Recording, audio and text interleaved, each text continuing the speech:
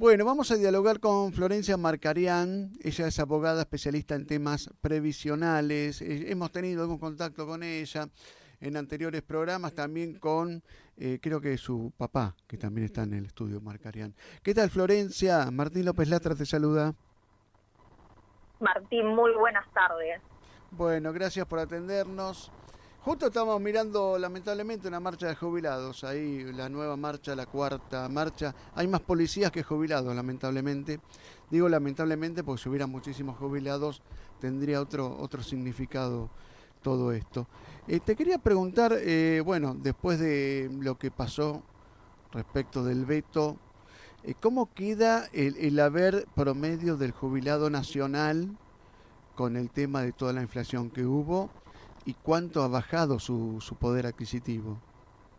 Hay que recordar que de los 8 millones, 5 millones están cobrando la mínima, que en el mes de septiembre es de 234.000, y a eso se le suma el bono, así que están en el orden de los 304.000, Mm, y para el mes que viene van a cobrar 244.000 pesos. Todavía no está confirmado el bono, pero sí se espera que se confirme nuevamente, mm, porque si no el jubilado pasaría a cobrar 304.000 a 244.000, así que todos esos jubilados que hoy no se ven en la marcha, mm, de ser esto así, por supuesto que van a salir eh, todos, yo creo que mm, todos, ¿no? Porque mm, eh, hoy en día 304.000 pesos, si bien es una ayuda, mm, eh, representa poco, ¿no? En términos de lo que se puede adquirir, mm. porque hay que pagar servicios, hay que pagar medicación y después hay que vivir con lo que queda. Claro, y no, recordemos con medicación que no hay ni siquiera un plan que ayude con los remedios, ¿no? Va, está el PAMI en muchos casos, pero había un plan de remedios gratis o algo así, ¿no? Que ya no figura más. Está el PAMI que dio de baja 44 moléculas. Esto quiere decir que en vez de cubrir la medicación al 100%, Mm, hay algunas medicaciones que hoy las cubre entre un 50 y un 80%. mm, Lo que pasa es que al jubilado se le hace difícil, ¿no? Hay que recordar primero mm. que los medicamentos del PAMI salen un 30% menos del valor al que uno lo encuentra en cualquier otro lugar, ¿no? Sí. Si yo quisiera ir a la farmacia a comprar un medicamento Mm, y fuera otra persona que tiene el PAMI, lo va a encontrar en un 30% menos del valor. A eso se le adiciona los porcentajes que pueden ir de un 50 a un 80% y en algunos casos el 100%, que son para las enfermedades más graves o quizás más comunes, como por ejemplo la hipertensión, la diabetes, mm, el caso mm, de la medicación que tiene que ver con la oncología, mm.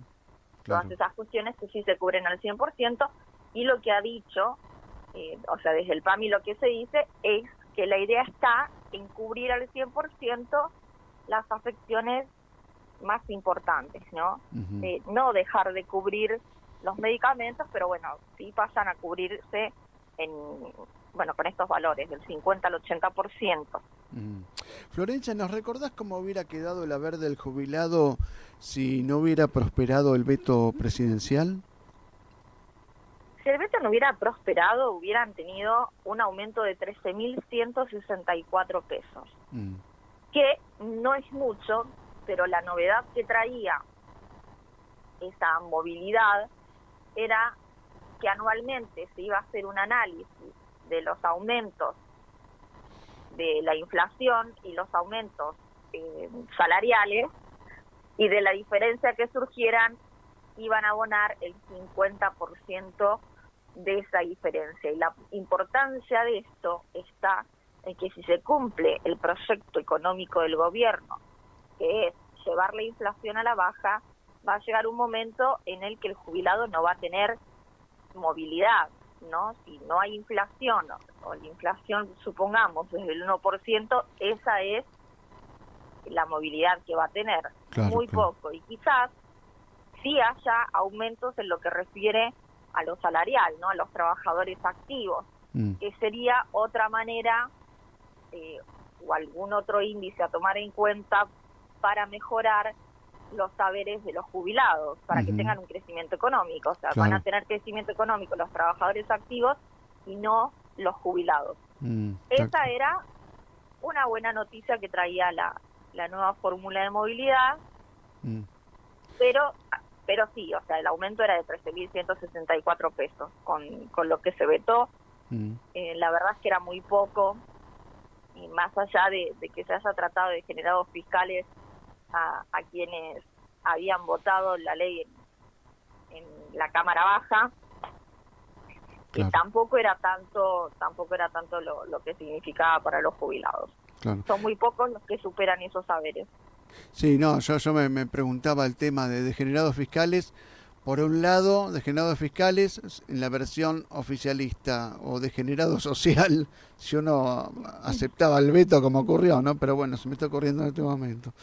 Te quería consultar respecto a perdóname, yo soy bastante por ahí cholulo, y se estuvo transmitiendo por redes un video donde hubo un debate acerca de los jubilados en la mesa de Mirta, de Juanita Viale y demás, donde un periodista muy reconocido decía que esta fórmula jubilatoria era la del gobierno anterior, y hubo mucho debate sobre esto. ¿Vos estás de acuerdo con eso? Lo que pasa es que con cada nuevo gobierno hay una nueva fórmula de movilidad. Con cada nuevo gobierno se reconoce que hubo una pérdida en el poder adquisitivo de los jubilados, pero ninguno va para recomponer toda esa pérdida del poder adquisitivo que tuvieron los jubilados en los distintos gobiernos. O sea, sí se reconoce, pero no económicamente. Hay que recordar que en el 2020, con la pandemia, se suspendió la fórmula de movilidad vigente y se dieron los aumentos por decreto de necesidad y urgencia, tal como está sucediendo ahora. El problema fue que cuando se sanciona la nueva fórmula de movilidad y se reanuda ya para el 2021, se hace sobre la base de los aumentos que se habían dado por el decreto de necesidad y urgencia, y no sobre lo que correspondía por la fórmula de movilidad, que era más de lo que habían dado con esos aumentos, ¿no? Sobre eso vinieron todos los aumentos. La base quedó muy baja y eso no se termina de recuperar. De hecho, en lo que se vetó estaba también este reconocimiento del 8% extra, que era una manera de reconocer ese 8% de la inflación que había quedado el mes de enero.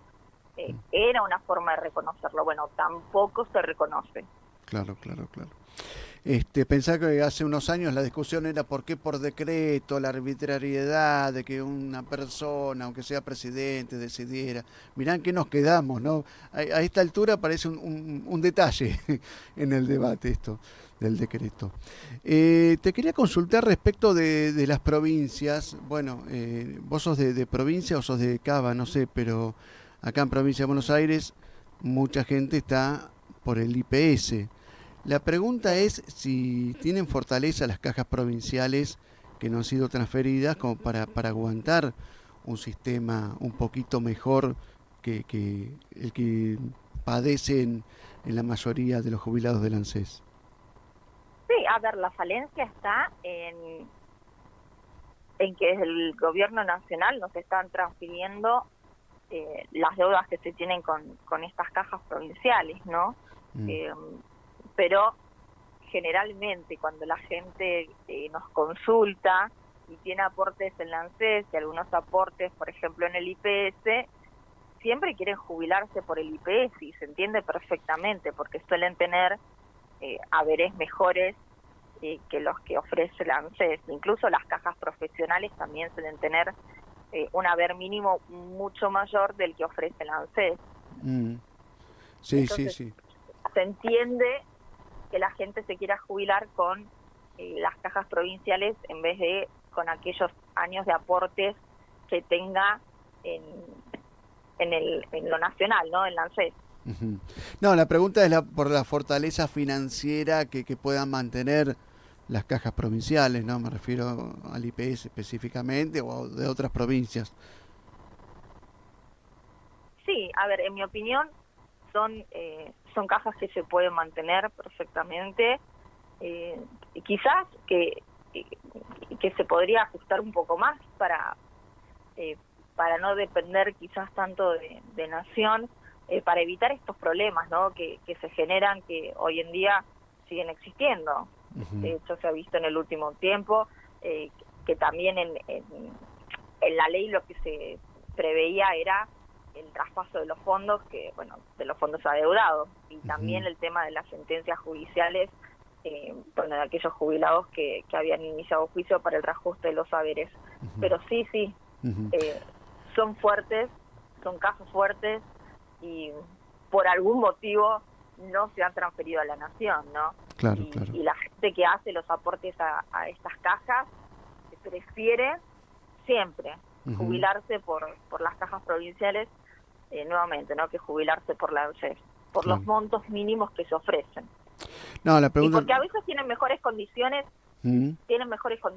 Totalmente. Sí, se jubilan en lo que refiere antes. a la edad, por ejemplo. Se jubilan mucho antes, sí, totalmente.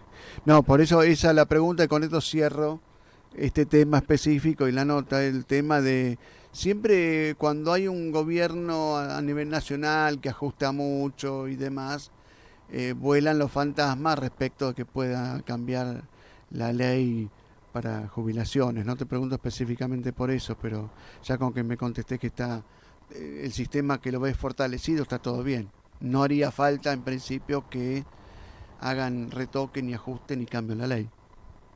Hay que recordar que desde el gobierno nacional, ¿no? Lo que se está buscando, sí, a futuro, es primero equiparar la edad jubilatoria, llevarla a los 65, pero también hay quienes plantean la posibilidad de elevarla a los 68 años y a futuro llevarla a 75, que la verdad, teniendo un promedio de vida en Argentina de 74 años, llevarla a 75 es prácticamente obligar a una persona a trabajar hasta los últimos días, ¿no? No poder disfrutar de todo el esfuerzo que ha hecho durante la actividad laboral, que si bien hay mucha gente que pasa esa edad, pasa los 75 años cómodamente, no tiene por qué verse obligado a seguir trabajando, ¿no?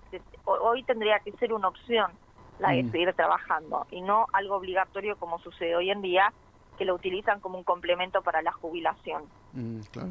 O sea que el consejo sano sería el que esté en provincia y esté para jubilarse, que se jubile cuanto antes, digamos, si puede, si le conviene, ¿no? Obviamente. Por supuesto que si le conviene, si le cierran las cuentas, que aproveche para jubilarse.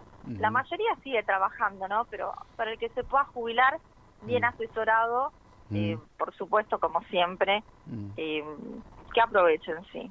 Perfecto. Florencia Marcarián, del estudio Marcarián, como siempre, muy bien atendidos, y muchísimas gracias por esta comunicación. Muchas gracias a ustedes, que tengan una excelente tarde.